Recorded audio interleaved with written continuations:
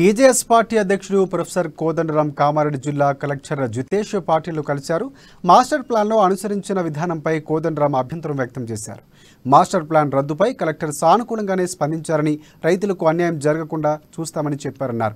ఇక ఎమ్మెల్యే గంప గోవర్ధన్ వ్యాఖ్యలపై స్పందించిన కోదండరాం చేతులు కాలాక ఆకులు పట్టుకున్న చందంగా అధికార పార్టీ నేతల తీరు ఉందని ఎద్దేవా చేశారు.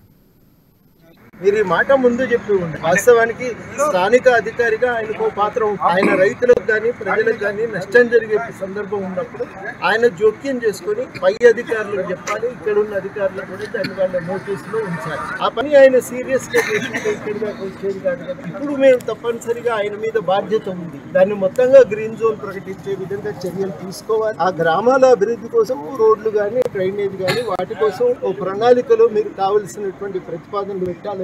అది కూడా గ్రామస్తులతో మాట్లాడి మీరు ఆ ప్రతిపాదనలు తయారు చేయాలని చెప్పి ఈ సందర్భంగా మేము